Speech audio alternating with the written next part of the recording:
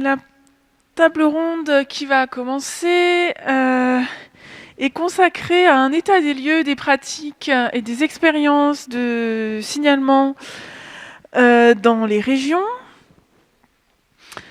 Vous allez voir qu'il va être question, on va justement partir un peu plutôt de l'expérience que des recommandations comme on a eu ce matin, donc c'est un point de vue un petit peu inversé. On va voir un peu quelles sont les difficultés, quelles sont au contraire les opportunités pour ce genre de projet, les avantages, les leviers, enfin voilà, toutes ces choses en partant vraiment d'expériences très concrètes.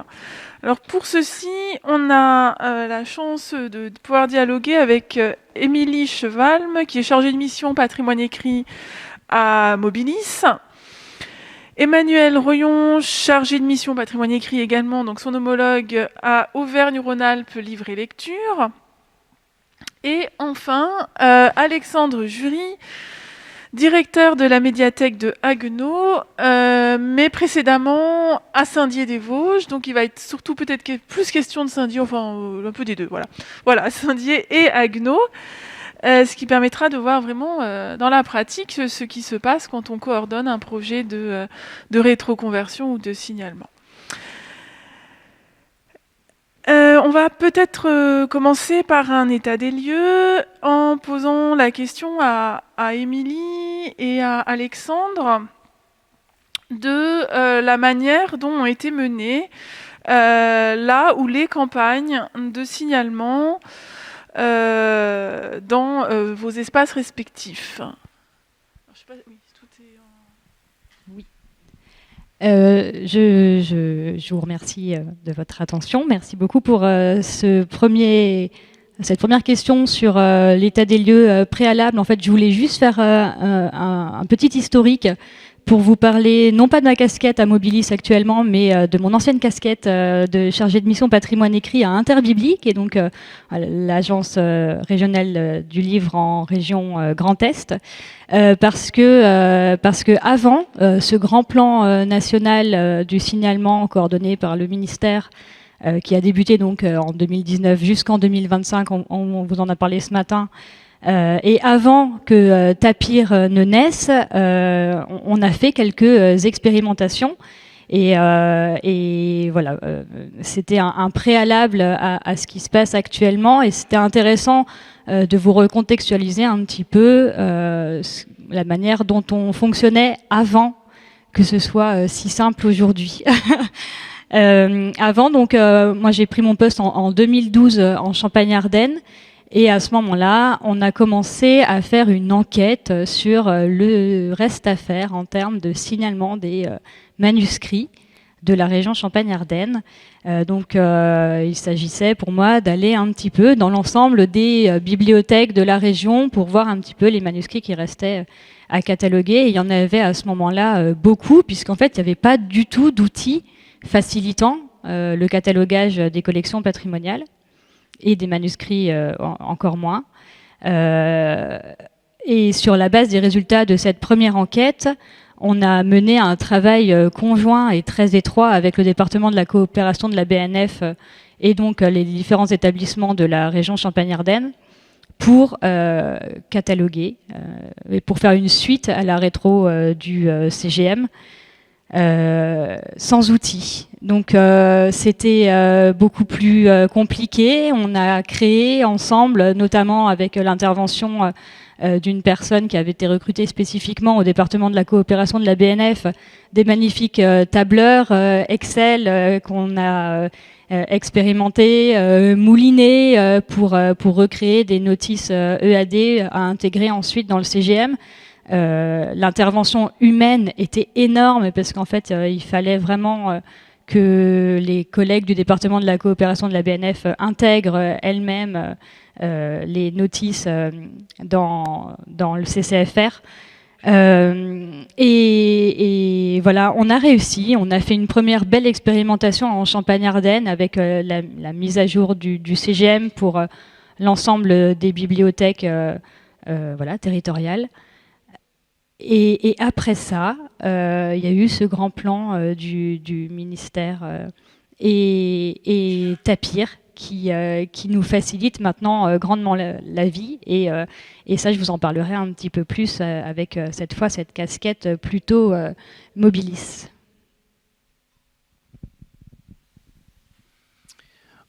Voilà, donc peut-être, merci de m'avoir invité à cette table ronde. Donc peut-être tu peux changer la diapo. Oui, juste la diapo, voilà. Oui, c'est ça, voilà, donc c'était juste voilà, pour faire un petit, voilà, un petit visuel donc de 2 chantiers de signalement donc, que j'ai pu voilà, mener soit du début à la fin, soit à la fin pour l'exemple de Haguenau, donc dans des villes de taille moyenne, hein, on va dire villes de taille moyenne, avec dans des médiathèques une petite vingtaine d'agents, donc avec à la base pas de personnel dédié à l'entretien et à la préservation ni la valorisation des collections patrimoniales, donc des chantiers de signalement donc, qui se sont inscrits dans le cadre de plans de signalement et donc avec un exemple un peu particulier aussi sur Saint-Dié-des-Vosges puisqu'on était sur un projet de construction de nouvel équipement donc dans lequel on a profité effectivement, donc quand on est sur un chantier de construction, on est sur des gros moyens, effectivement, et on a profité donc de ce chantier donc pour mettre, on va dire, à niveau donc l'ensemble des collections patrimoniales et de signaler l'intégralité des fonds donc qui n'avaient pas été signalés précédemment.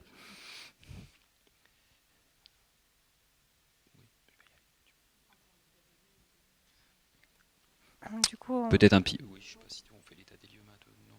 Alors, effectivement, on va enchaîner avec un petit point d'étape sur ce qui s'est fait, enfin le bilan qu'on peut dresser de ce qui s'est passé dans les Pays de la Loire et en Auvergne-Rhône-Alpes. Laquelle de vous souhaite, Emmanuel ? visiblement, je commence. Eh ben, c'est parti. Donc c'est parti. Merci beaucoup pour l'invitation. À mon tour de remercier. Moi, je suis la nouvelle arrivée. Non, William Trouvé est un peu plus récent que moi, mais guère plus. Donc moi, je suis arrivée en 2021 sur mon poste actuel, donc sur la région Auvergne-Rhône-Alpes. Alors, je ne sais pas si vous partagez mon amour pour la géographie, mais j'ai pris juste quelques chiffres pour vous représenter le territoire, parce que c'est quelque chose qui, moi, me parlait pas beaucoup. Maintenant, je le vis, donc je me rends plus compte. C'est donc 12 départements pour une superficie de 69 711 km². Et en nombre d'habitants, on est à 8 millions. Donc quand on regarde la géographie de la région, on se rend bien compte que c'est quand même assez complexe à traiter, mais c'est le cas dans toutes les régions, et particulièrement celles qui sont moins bien desservies, comme le Cantal que vous avez à l'ouest, sud-ouest. Ouais, je ne vais pas pointer, j'ai trop peur, il n'y a pas les noms sur ma carte. Voilà. Et donc nous, on a commencé cette campagne de signalement plutôt fin 2019. Avec donc ma prédécesseur, et j'ai noté tous les noms des chargés de signalement qui ont travaillé, puisque moi, alors contrairement peut-être à certains de mes collègues, j'interviens que très peu en fait sur le signalement des collections. Je suis plutôt sur la partie administrative. Mais du coup, depuis 2019-2020, donc Elodie Alliot avait fait un certain nombre d'établissements. Je les ai confondus les 2 années parce que c'est une campagne que j'ai moins suivie. Donc je vous ai mis tous les chiffres. Et après, comme ça a été dit ce matin, il y a eu une petite période de flottement avec les confinements et les crises sanitaires qui ont fait quand même que le déploiement a un peu ralenti. Et puis on a eu une nouvelle accélération, alors plutôt à l'arrivée en 2000, les chiffres ont fait une petite danse, une petite gigue là, normalement ils étaient bien alignés, mais plutôt à partir de 2022, 2021, fin 2021-2022, où là on a été plus d'assises sur les ressources humaines, puisqu'on a eu pas mal de départs, et c'est bien normal sur des personnes chargées de signalement qui trouvent des jolis postes. Donc du coup, il faut trouver de nouveaux jolis chargés de signalement, et du coup, c'est pas forcément évident. Et donc depuis 2019-2020, on a essentiellement consacré les campagnes aux archives et manuscrits. Alors c'est pas plus facile à traiter, mais disons qu'en termes de volumétrie, on a plus la sensation d'arriver à une fin. En tout cas, les pourcentages restants sont plus visibles que sur les imprimés, en tout cas sur ma région. Et pour le moment, on a créé donc depuis fin 2019 10 600 composants pour 43 instruments de recherche. Alors sur les fonds, Émilie va vous montrer, elle a beaucoup de chiffres comparatifs. Moi, je les avais peu, mais j'ai quand même trouvé sur le signalement des fonds à proprement parler, puisque en fait, sur Lectura, il se trouve qu'on a une redescente du CCFR et que par chance, je n'avais pas mis à jour le nombre de fonds signalés en 2017, donc je sais que c'était 583 et 667 en 2021 et maintenant 700 fonds pour 95 établissements en 2022. Et sur les notices de la base patrimoine, on est à 1 500 000 notices d'imprimés, dont un important travail de Grenoble l'année dernière qui a abouti avec la collègue Noémie Lesquin, dont j'ai eu les chiffres par la BNF. Mais je n'ai pas forcément connaissance, moi, des chiffres des collections d'imprimés, puisqu'on a plus concentré notre action sur les archives et manuscrits. Or, BM, c'est bien sûr, comme c'est le cas aussi dans les autres agences, enfin en tout cas dans la plupart des autres agences. Et je laisse la parole à Émilie pour vous présenter l'état du signalement au Pays de la Loire. Merci Emmanuel.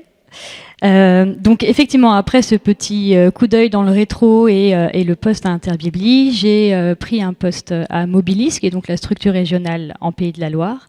Le poste a été créé en 2018. C'est une volonté du ministère de doter la quasi-totalité, voire la totalité, ce qui était prévu initialement, des régions d'un poste de chargé de mission patrimoine écrit pour accompagner les bibliothèques moyennes, petites, voire parfois un peu les grandes aussi, dans leur projet de signalement des collections patrimoniales. Donc voilà, création du poste en 2018 pour tout commencer en Pays de la Loire. Il y a 3 grosses BMC quand même qui ont des conservateurs d'État qui travaillent très bien et qui essayaient dans les moyens dont ils disposaient d'accompagner quelques bibliothèques de la région, mais voilà, il n'y avait rien qui fédérait l'ensemble des projets de signalement. Et puis surtout, on avait cette enquête de 2017 du ministère de la Culture qui laissait présager un petit peu de tout ce grand plan national de signalement qu'ils allaient déployer. Donc voilà, le gros de ma mission, le poste a été créé pour accompagner les projets de signalement des bibliothèques de la région. Tout ça, il a fallu donc se baser sur les chiffres de l'enquête de 2017, mais surtout sur la réalité du terrain. Donc mon poste, mais également le poste de mes homologues dans les autres régions, c'est vraiment d'accompagner au maximum les professionnels des établissements. Pour ça, il faut de la proximité. Moi, j'ai la chance d'être dans une petite région, 5 départements. Vous voyez la carte comparée à Rhône-Alpes, ça n'a rien à voir. Donc, on n'a pas l'échelle là, mais 5 départements face à 12, c'est beaucoup plus simple pour de travailler en région Pays de la Loire et d'aller dans chaque établissement pour voir concrètement ce que représentent les chiffres qu'ils avaient donnés dans l'enquête de 2017, parce qu'on avait des chiffrages en carton, des chiffrages en mètres linéaires, des chiffrages en notices Unimark, des chiffrages en documents physiques.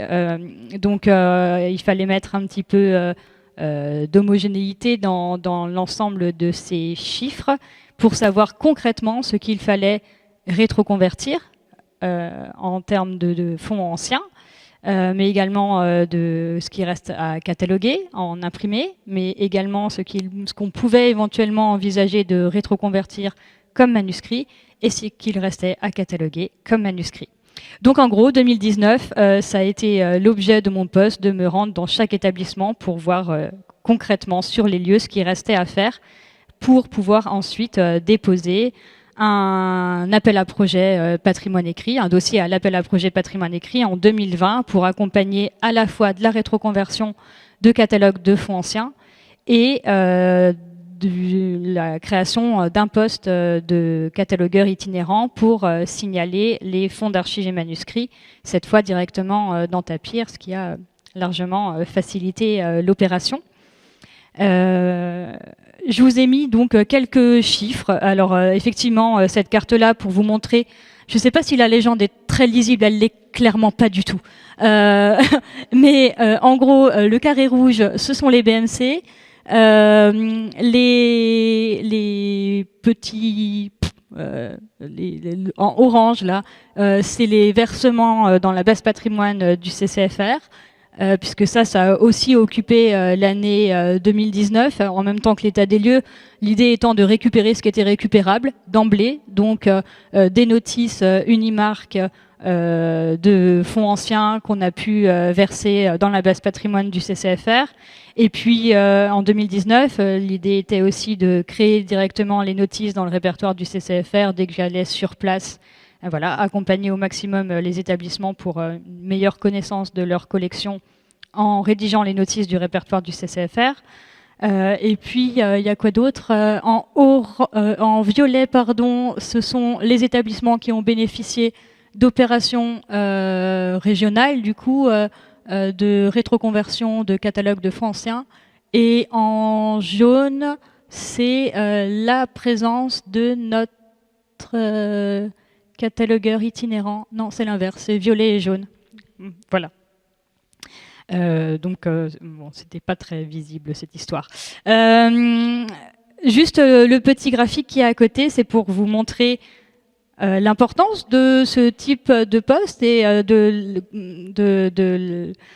du travail mené par les structures régionales pour le livre, sans rentrer dans le détail, mais en fait, on voit concrètement que le travail avance 1000 fois mieux quand on travaille en réseau, quand on travaille tous ensemble et que vous avez un petit accompagnement.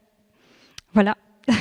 Et ça marche aussi pour l'intégration des notices Unimark dans la base patrimoine. Donc, ce graphique qui est ici. C'est assez simple à faire. Au final, la majorité des bibliothèques ont déjà catalogué leurs fonds anciens. Bon, en tout cas, c'était le cas en Pays de la Loire. Ils avaient déjà très bien travaillé. Ce qu'offre le CCFR, c'est d'améliorer la visibilité des collections qui sont en local signalées, en les signalant à l'échelle nationale, voire internationale. Donc, on a considérablement bien travaillé avec les collègues de la région pour augmenter la visibilité des collections.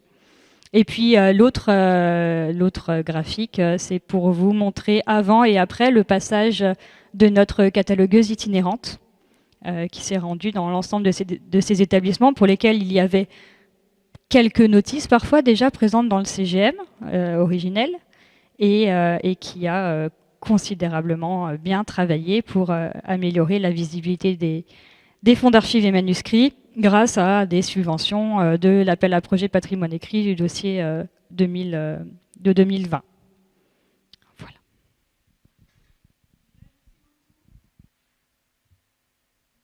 Voilà.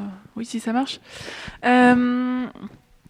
Du coup, je voudrais poser la question peut-être à Alexandre qui était in situ, j'ai envie de dire, hein, dans un établissement. Comment est-ce qu'on articule dans un établissement un projet de signalement et le quotidien du service? Est-ce que c'est quelque chose de consensuel ou est-ce que c'est un petit peu compliqué?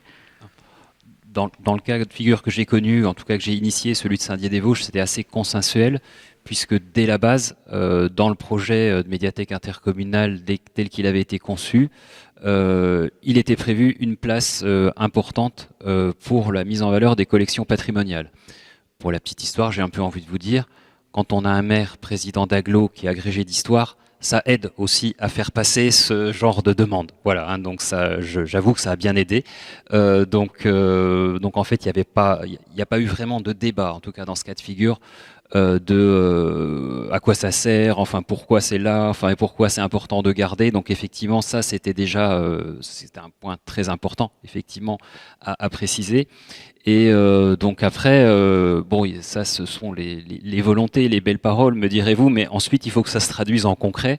Donc là aussi, le projet de signalement, pour moi, il s'est inscrit en tout cas dans un tout, dans un ensemble en fait, hein, j'allais dire un peu dans le cercle vertueux de la valorisation en fait, hein, puisque on dit souvent mais le signalement c'est la première des valorisations, donc il faut commencer par là. Donc j'ai un peu envie de dire que ça s'inscrit dans ce cercle-là et donc dans le cercle de valorisation de toutes ces collections, qui pour une ville comme Saint-Dié-des-Vosges, j'ai mis, je crois, non, chez les chiffres, je vous les donne effectivement. Donc on était sur environ après désherbage, je vous passe l'aspect désherbage, magasin saturé, donc des mois et des mois de travail pour déterminer ce qu'on allait conserver ou ce qu'on n'allait pas conserver, notamment dans tout ce qui s'appelait le fond d'études, où on avait un petit peu de tout ce qu'on n'avait pas voulu ou à un moment donné désherber. Donc effectivement, donc après premier tri en tout cas, il restait pas loin de 60 000 livres imprimés, 1100 manuscrits, 142 incunables, des partitions, 4000 estampes, enfin voilà, donc de l'imagerie populaire bien sûr, on était dans les Vosges, 10 000 clichés sur plaques de verre, voilà, donc des collections relativement importantes, avec à la base une personne dédiée, c'était moi, voilà, donc voilà. Alors après, je ne partais pas complètement de rien. Je veux dire, j'avais précédemment une expérience au service patrimoine de la bibliothèque municipale de Toulouse, donc ça m'a aidé aussi sur des chantiers, sur tout ce qui est signalement, reprise, catalogage. Voilà, je ne débutais pas aussi, hein, donc c'est aussi un point important à signaler. Et très rapidement, je me suis tourné pour les questions de signalement vers Interbibli. Bien sûr, donc à cette époque-là, c'était encore Émilie, donc sur Interbibli, qui venait tout juste en fait de récupérer l'Alsace et la Lorraine dans le périmètre de son action. Hein, donc on était en 2016-2017 dans le contexte de fusion des régions et de création de cette région Grand Est. Et donc c'est dans ce cadre-là, effectivement, qu'on est allé rencontrer Interbibli et fait part de notre projet, donc de signaler. L'idée, effectivement, c'était de signaler à ouverture de la médiathèque, nouvelle médiathèque qui devait ouvrir en 2020, mais qui ouvrira fin mars, en fait. Hein, au jour d'aujourd'hui, la médiathèque est presque ouverte, pour vous situer un petit peu. L'idée c'était d'avoir des collections signalées, à minima tout ce qui était imprimé et manuscrit, et au final on a réussi à faire passer les estampes, l'imagerie populaire, enfin des choses, tout ce qui n'était pas purement photographique en fait, hein, on a réussi à faire passer tout ce qui pouvait rentrer dans le CCFR, on l'a fait rentrer en fait, hein,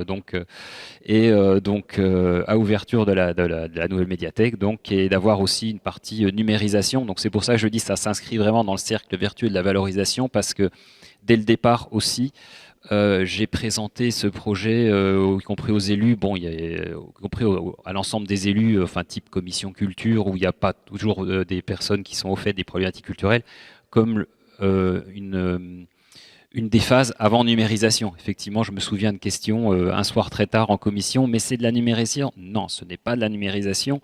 Autrement dit, je reviens l'an prochain à vous demander de l'argent pour la numérisation. Hein, il faut bien préciser aussi le cadre, mais ça n'a pas posé effectivement plus de problèmes que ça, parce que effectivement ça s'inscrivait dans le cadre d'un projet global de signalement.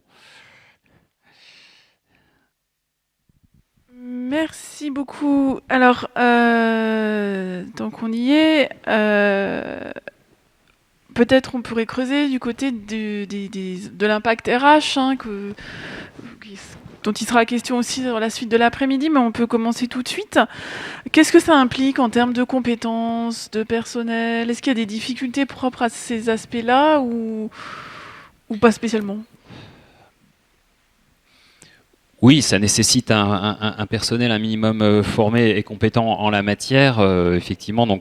Dans les cas de figure que j'avais pas sous la main, effectivement, étant la seule personne, mais j'ai eu des aides ponctuelles, notamment il y a eu des stagiaires aussi, hein, type master de l'ENSIB, master CEI ou autre, hein, ce type de formation, qui sont intervenus d'abord, qui m'ont aidé sur le récollement, et notamment après désherbage, il y avait la question effectivement de pointage des registres. Puisqu'on avait un catalogue papier qui était évidemment de qualité pas très bonne, et qui n'avait jamais été vraiment trié ni désherbé. Donc on a fait un travail de pointage des registres, Voilà, donc d'autres stagiaires qui ont travaillé plus spécifiquement sur le fond des incunables, où là le catalogue était dans un tel état, enfin dans presque ce que j'appellerais l'état zéro du catalogue, que bon, la rétroconversion n'aurait servi à rien. Et donc on a eu des aides ponctuelles aussi et bienvenues. Donc de CDD qui ont été financés en grande partie grâce au plan d'action du patrimoine écrit, hein, donc des dispositifs ministériels. Donc c'était sur 2018-2019. Puisque dans le lot aussi, lors du récolement, on s'est rendu compte qu'il y avait environ 5000 volumes qui n'étaient sur aucun catalogue. Donc là, il ne s'agit pas de faire de la rétroconversion, il s'agissait de faire du catalogage livre en main. 2/3 en plus des fonds s'avéraient être des confiscations révolutionnaires, donc qui n'avaient jamais été traités. Voilà, donc ça a aidé aussi, ça rendait d'autant plus pertinent aussi voilà, les demandes d'aide au ministère, parce qu'on avait des fonds d'État, effectivement, dans les murs, sans aide BMC, hein, je précise, hein, mais qui n'avaient pas été signalés depuis 2 siècles, effectivement. Donc voilà, et il s'est trouvé aussi que le CDD enfin, l'agent CDD que j'ai recruté, on a pu le pérenniser ensuite en disant, bah voilà, il faut quelqu'un, voilà, il faut aussi des petites mains, quoi, hein, si j'ai un peu envie de dire, pour travailler sur le terrain et sur la valorisation. Donc effectivement, on a pu à la fin, bon, j'ai quitté mes fonctions il y a 2 ans, on était 2 effectivement sur les collections et on a à peu près tout mené de front. Je pose du coup la question aux 2 collègues aussi. Sur quel levier est-ce qu'on peut compter justement en termes de formation, recrutement, pour améliorer un peu les forces de travail autour des chantiers de signalement? Oui. Alors peut-être pour juste compléter en fait sur les difficultés que nous on peut observer, je pense que Émilie pourra dire un peu la même chose, c'est qu'il y a plusieurs cas de figure. Il y a le cas de figure où dans un établissement il n'y a pas de personnes sur les fonds patrimoniaux. Ça peut être alors dans l'idée parfaite, on n'est pas censé intervenir quand on n'a pas d'interlocuteur formé, mais si on ne fait pas d'intervention dans ces établissements-là, on se demande parfois à quoi on sert, puisqu'en fait c'est aussi pour être là quand il n'y a pas les compétences en interne. Ça c'est un premier cas de figure. Il y a un deuxième cas de figure où il y a une personne compétente en interne, mais elle a déjà 10 casquettes sur la tête, donc en fait elle peut peut-être consacrer 1 heure le mardi de 11h30 à 12h30 au traitement des collections patrimoniales et le reste du temps non. Donc là, dans ce cas de figure-là aussi, on va pouvoir accompagner en apportant à la fois nos compétences en gestion de projet et l'appui de catalogueurs itinérants via les appels à projets et subventions crédit BNF dont on parlera. Et puis aussi des aides ponctuelles à des gens qui ont des forces humaines en place, mais qui n'ont pas forcément beaucoup de temps, donc peut-être les aider dans le montage de leur propre dossier. En fait, nos interventions, elles peuvent se situer en fait à différents niveaux. Et je pense qu'il y a cette demande de plus en plus récurrente qu'on nous a fait remonter, en tout cas pour ma part, de plus grande transversalité dans les services. Mais transversalité du service patrimoine au service médiation, communication, etc. On le voit assez souvent. L'inverse est peut-être un peu plus compliqué. Il y a moins de passerelles entre les collègues qui sont sur la partie lecture publique et qui vont aller vers le patrimoine. Donc je pense qu'il y a, et je laisserai Émilie aussi souligner son état des lieux dans la région, mais avant de parler des leviers qu'on peut actionner et de la communication qu'on peut faire en interne, en externe, je pense que voilà, c'est aussi dialoguer au sein des établissements pour communiquer sur ce qu'on fait en fait, qui paraît ici on a un public tout acquis à ce qu'on fait et ce dont on parle, mais c'est certainement pas le cas ni dans les établissements ni auprès de certains élus qui malheureusement n'ont pas fait d'agrégation en histoire ou heureusement pour eux, on ne sait pas. Mais voilà, après il y a toujours des personnes qui sont très ouvertes à la discussion et on a des leviers d'action. Mais il y a quand même des réalités de terrain qui sont très variables. On a des collections magnifiquement organisées avec des collègues qui ont du temps et qui ont de l'attention pour leur collection. Et puis parfois on pousse la porte de comble dans un bâtiment et en dessous des décorations de Noël, il y a le fonds patrimonial. Donc je pense que les réalités du terrain, elles sont très diverses et c'est pour ça qu'il y a une grande difficulté aussi à signaler l'entièreté des collections sur le territoire. Mais je laisse Émilie compléter mon propos. J'ai trouvé ça super, ce que tu as dit.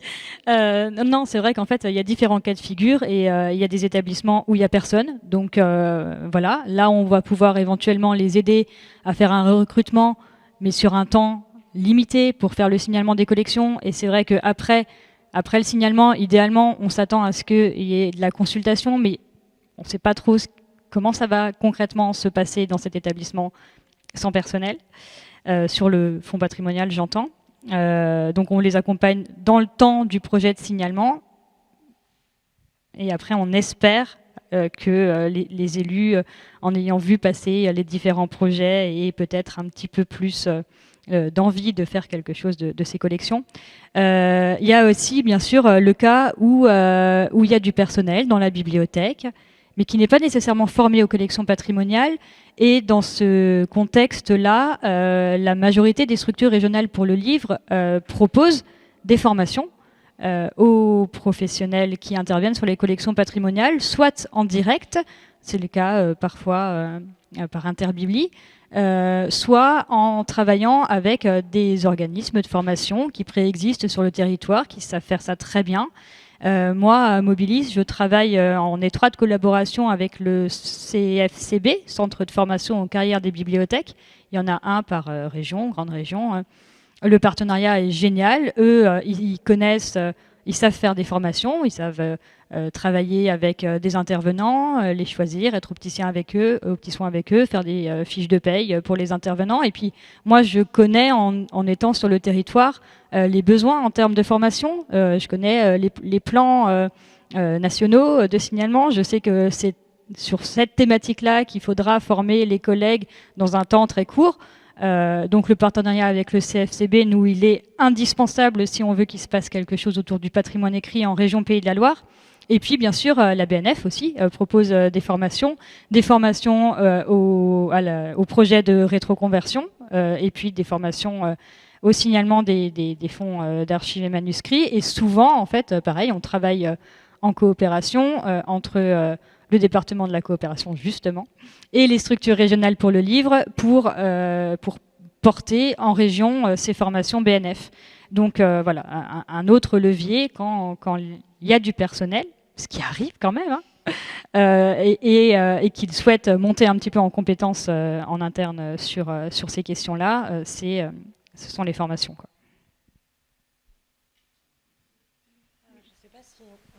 Au levier ou Oui, pas. oui, Enfin, et comme le temps passe hyper vite, c'était juste... on a échangé un petit peu dernièrement avec des collègues sur voilà, comment convaincre, parce que parfois c'est les élus qu'il faut convaincre, parfois c'est les directions des bibliothèques, parfois... Enfin voilà, il y a plusieurs choses. Donc certains ont...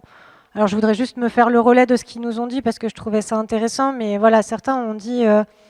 peut-être qu'en réalité, le projet de signalement, quand on le présente, alors porté par une structure régionale pour le livre, on s'entend, peut-être qu'il faut présenter ça, non pas comme un projet, mais comme une évidence d'une tâche quotidienne. Et finalement, l'investissement financier, c'est juste un investissement au fonctionnement de l'établissement et pas besoin d'en faire voilà, toute une montagne pour pas affoler en interne. Ça, c'était une possibilité qu'ils avaient eux et qui, semble-t-il, a bien fonctionné. Des établissements plus gros ont dit, en étant présents en fait, sur plusieurs pistes de subventions, sur différents projets, on a soit la crédibilité en fait, de ces actions dans son établissement, donc finalement répondre à certains appels à projets qui peuvent paraître pas convaincants, et on peut dire oui, mais si on répond à celui-là, on aura celui que vous voulez. Voilà, donc ça peut être aussi une idée. Et puis nous, on s'est dit à l'agence qu'on allait communiquer un peu alors à l'aide de petits supports qu'on essaye de faire pour inclure en fait alors un support qui présente juste ce qu'est la campagne de signalement et ses avantages qu'on va joindre à un courrier et on espère le doubler avec un courrier. On a vu ça avec les conseillers livre et lecture de la DRAC en réalité pour donner un peu plus d'assises à notre courrier.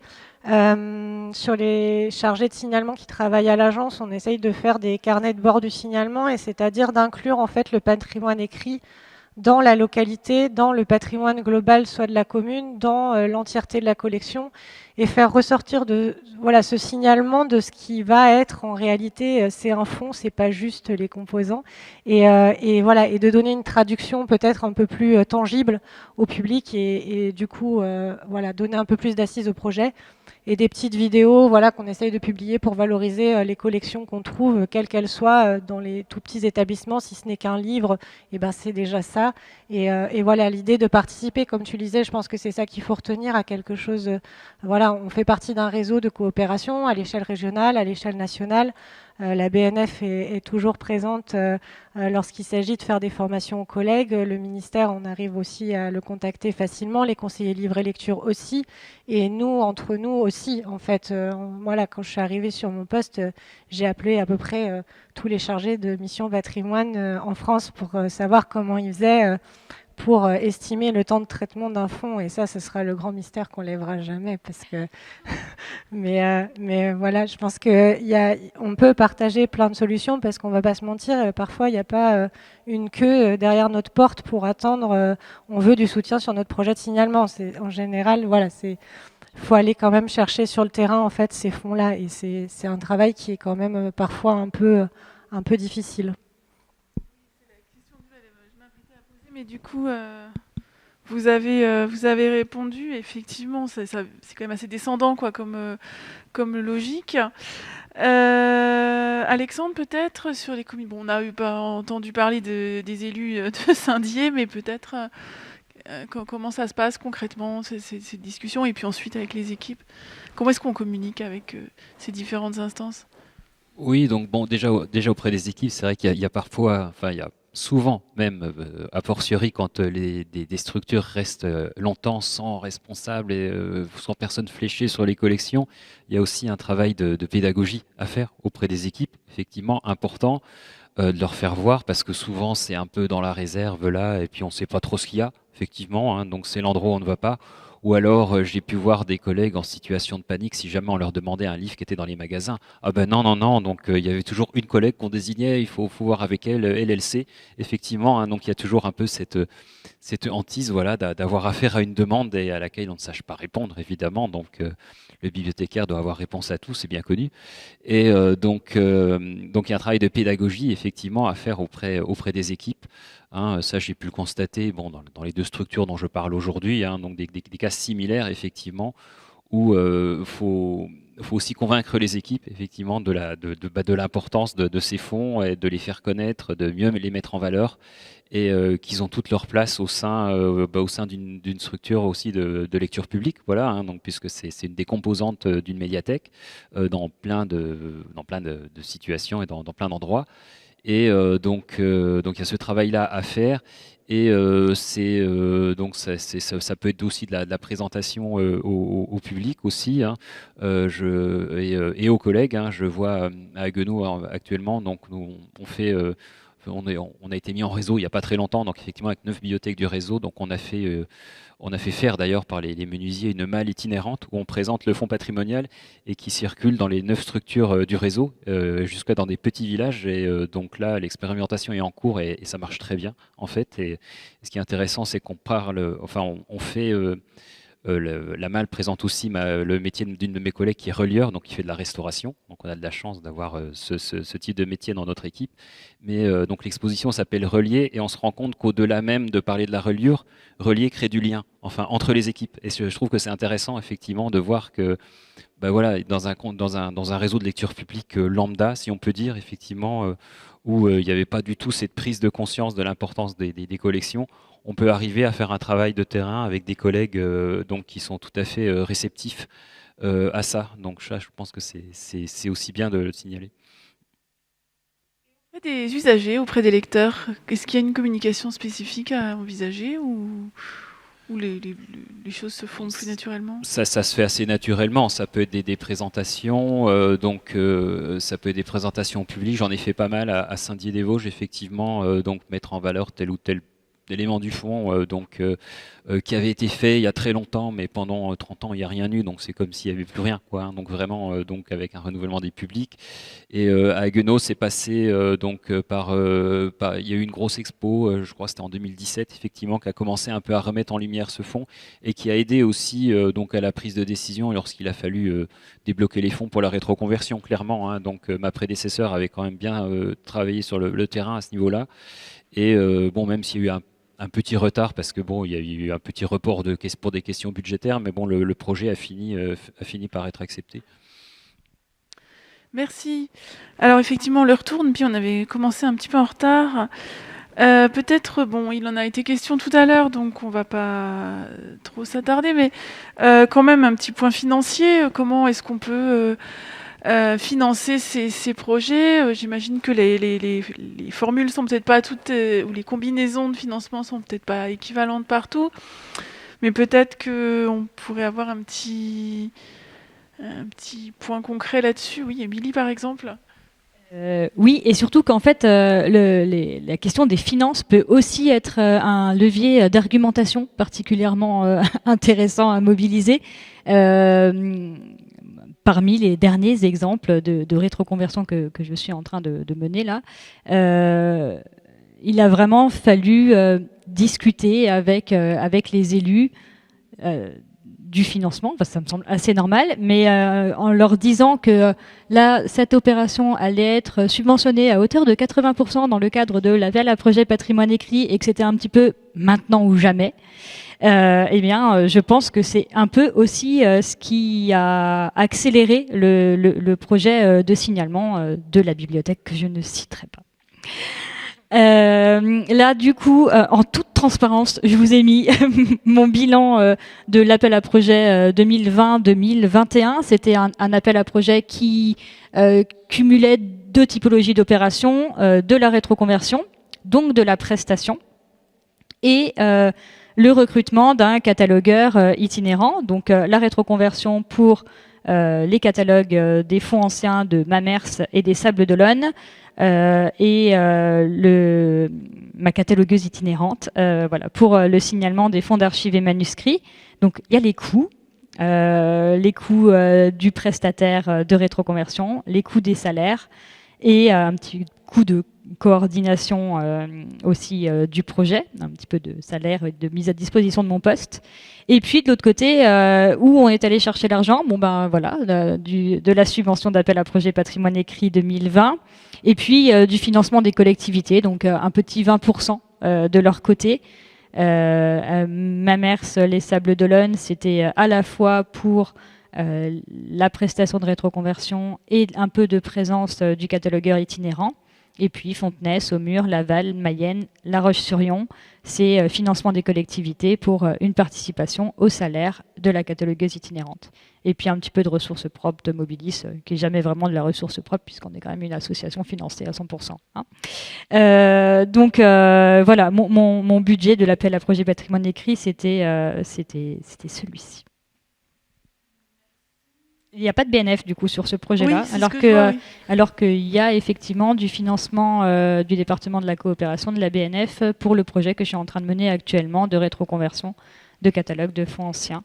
Là, il n'y avait pas de nécessité, on était vraiment sur du fonds ancien, du fonds d'archives et manuscrits qui était déjà donc subventionné par l'appel à projet patrimoine écrit, mais des fois je vais chercher effectivement du petit complément de subvention côté BNF. Cette fois-là, il n'y avait pas besoin. D'accord. On retourne dans les Vosges. Oui, donc là, vous avez l'exemple de plan de financement qu'on avait pu mener donc, sur les années 18 et 19. Donc vous voyez, avec différents types de financement. Sur à peu près pour la rétroconversion sur un peu plus de 50 000 notices, effectivement. Donc c'est un chantier que j'avais étalé sur 2 ans parce que quand on n'a pas beaucoup de moyens humains derrière, c'est un petit peu compliqué à mener tout sur un an. Et donc on a une aide sur la rétroconversion de la BNF, mais via Interbibli, parce qu'en fait c'était Interbibli. On avait fait en plus, c'était important aussi, intéressant à signaler, c'est qu'on avait fait un chantier de rétroconversion à plusieurs collectivités, en fait, et c'est Interbibli qui centralisait, donc on avait fait un appel d'offres, en fait, ce qui permettait de faire un plus gros chantier de rétroconversion. Il y avait Verdun et Épernay et Saint-Dié à l'époque qui avaient fait cet appel d'offres, centralisé par Interbibli. Et ensuite, donc ça nous permettait de travailler en direct avec Interbibli. Et la BNF versait la subvention, les 50% en fait à Interbibli, et nous on payait, la collectivité payait la part restante. C'était un montage qui était relativement intéressant et assez souple pour nous parce que bon, l'aspect administratif était géré par Interbibli clairement. Hein, donc c'est une aide quand même très précieuse, hein, donc puisque nous on avait à se charger que du volet scientifique, voilà, hein, donc sur le terrain, donc tout l'aspect, voilà, donc appel d'offres et administratif, donc était géré par Interbuddy, donc c'est relativement confortable, hein, donc il faut quand même bien le signaler. Et et pour tout ce qui est signalement direct, hein, donc les fameux volumes retrouvés et jamais signalés, donc on avait fait appel au plan d'action au patrimoine écrit, donc ministère, qui avait financé à hauteur de 80%. Voilà. Donc, avec une part restante relativement faible pour la collectivité. Et c'est vrai, bon, je rebondis sur ce que disait Émilie à l'instant, mais bon, le fait d'avoir des aides importantes donc de l'État directement, ça aide aussi à la décision des élus, quoi. Je veux dire, voilà. Donc, bon. L'État s'intéresse à nous, enfin c'est un peu ça quand même, hein, sur le terrain, quoi. Donc bon, c'est que ça doit être important. Voilà, donc y a aussi cet aspect-là derrière qui est pas négligeable quand même, hein, et qui peut aider à la prise de décision. Voilà, et une aide aussi qui était très bienvenue et que je signale sous le contrôle d'Ariane ici présente aujourd'hui, mais c'est l'aide pour le catalogage des manuscrits, puisqu'on a beaucoup parlé des manuscrits et de Tapir ce matin, mais donc avec l'aide du catalogueur itinérant qui a permis de signaler les fonds manuscrits de Saint-Dié et ceux de Haguenau en ce moment même d'ailleurs, puisque catalogueuse itinérante, qui est autre qu'une ancienne de nos stagiaires à Haguenau, donc prend son poste la semaine prochaine. Donc l'opération se poursuit dans l'ex-région Alsace, voilà, hein, donc cette année. Et donc c'est une aide relativement précieuse aussi, puisque là, c'est directement, on transmet les inventaires. Bon, pour nous, on avait quand même des inventaires à peu près informatisés, donc la base était assez propre, mais donc ils sont ensuite rétroconvertis et passés directement via Tapir, donc sur le CGM. Donc c'est une aide, voilà, donc qui est pas quantifiable financièrement pour la collectivité, mais on dit voilà, c'est quand même voilà, au final, on était sur un reste à charge à 0 pour cette opération-là. Donc c'est quand même très intéressant pour des petites collectivités. Donc, importance des structures régionales du livre. Exactement, voilà, je le précise. Donc, sur Haguenau, le montage est un peu différent puisque le chantier a été mené en direct avec la BNF en fait, hein, pour le versement de l'aide. Et donc il y a eu un complément via la DGD, donc hein, avec la DRAC, hein, donc un dossier DGD qui avait été monté, et avec un reste à charge de 20% effectivement pour la collectivité, donc une opération là aussi très intéressante. Et idem pour le signalement des manuscrits, là, même si le fond est plus succinct, à Haguenau il y a une grosse centaine de manuscrits, donc c'est une aide relativement bienvenue aussi et très opportune, donc dont nous bénéficions actuellement. Merci. Non, vous n'êtes pas obligé. Transparence, je n'ai pas besoin de le présenter, c'est à peu près le même montage. Voilà, c'est une part appel à projet, une part BNF, une grosse part collectivité et malgré tout une part importante aussi quand même parfois de l'agence, même comme l'a dit Émilie, si les ressources propres sont à discuter parfois au regard des financements des agences régionales du livre. Mais voilà, c'est les 2 derniers montages et le projet 2021 il est un peu moins élevé parce qu'on a eu on a eu beaucoup de vacances de poste à l'agence, voilà. Donc on n'a pas travaillé toute l'année. Merci. Alors on va rendre l'antenne dans un instant, mais je voudrais juste qu'on termine. Si chacun votre tour, vous pouviez peut-être citer 1 ou 2 maxi avantages d'une opération enfin en tout cas du plan national de signalement tel qu'il existe maintenant depuis 3 ans, enfin 3-4 ans. Voilà, qu'est-ce qu'on y a gagné finalement en changeant un peu de dynamique?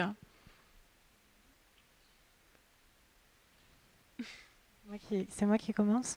Je pense que, alors, encore une fois, je suis arrivée il y a peu, donc je ne sais pas, et je ne suis pas sûre d'avoir le recul nécessaire pour savoir ce que ça peut réellement apporter. En termes de chiffres et de graphiques, je pense qu'on a bien vu l'accélération. Après, je pense que malgré tous ces projets nationaux qui ont une déclinaison régionale, donnent une opportunité de coopérer et de faire un réseau là où les gens sont très isolés. Et je pense que voilà, quelque chose qui n'est pas direct, mais qui est à mon sens tout à fait important pour les collègues dans les établissements, c'est une opportunité de coopérer à un projet commun Voilà, et voilà, travailler à l'enrichissement de cette base de manière commune et coopérée, je pense que c'est un des gros avantages de cette campagne. Tout à fait. Encore une fois, je suis super d'accord avec Emmanuel. Et le signalement, c'est aussi un démarrage, quoi. C'est une fin en soi, oui peut-être, mais c'est surtout le démarrage de plein d'autres choses, d'opérations de valorisation. Alors des fois on les met avant, des fois on les met après. C'est la constitution du réseau. C'est des fonds qui sont retrouvés. Nous, il y a eu depuis voilà, le démarrage des chantiers de signalement des archives et manuscrits en Pays de la Loire. C'est pas très vieux, hein, c'est on va dire 2020. Depuis, il y a 2 programmes de recherche sur 2 fonds qui étaient jusqu'alors méconnus. Un à Saumur, le fonds d'Oval, et un à Laval, le fonds Robert Martin Le Suire. Enfin, voilà, je vous en dis pas plus sur ces 2 fonds-là, mais c'est particulièrement intéressant de se rendre compte que ça fait naître voilà, des programmes de recherche et de l'intérêt de la recherche. Et en termes de valorisation, là, à Mobilis, maintenant que j'ai quand même bien avancé sur le signalement, il reste des choses à faire et je les ferai. Mais voilà, j'ai passé de nombreuses années à ne parler que de signalement, notamment en conseil d'administration. C'était peut-être assez peu intéressant pour d'autres typologies professionnelles. Et là, du coup, j'arrive à un step 2 dans mon poste avec des opérations de valorisation en coopération régionale. Et du coup, c'est génial. Et sans le signalement préalable, c'était des opérations qui n'auraient certainement pas eu lieu. Donc, voilà. Voilà, je vais pas trop détonner par rapport à mes collègues, mais effectivement, ce que j'en retiens, c'est bon, une belle coopération, une belle dynamique aussi, hein, de voir qu'on est plusieurs établissements, avec les mêmes problématiques, les mêmes limites, enfin les mêmes interrogations. Aussi, c'est toujours bénéfique et ça donne lieu à des échanges relativement intéressants et constructifs. Et puis, voilà, donc la visibilité des fonds aussi, je dirais, et de mieux connaître nos collections. Et je me souviens encore très bien, quelques semaines, c'était moins d'un mois après avoir chargé les notices dans le CCFR, on avait des demandes de chercheurs, quoi. Je veux dire, c'est fait très très rapide. En fait, ça se voit et très très rapidement. En fait, et très rapidement, on se dit, tout ça n'a pas été fait pour rien, quoi. Donc, ça nous conforte très rapidement en se disant, c'est ce qu'il fallait faire. Merci beaucoup, merci à tous les 3 pour ces retours d'expérience. On va peut-être passer la parole à la salle, hein, s'il y a des questions, y compris très concrètes. Hein, vous voyez qu'il n'y a rien à cacher, donc c'est le moment de les poser, des inquiétudes, peut-être des contradictions aussi, hein, avec des réalités observées qui correspondent peut-être pas exactement à ce qui vient d'être évoqué, je ne sais pas.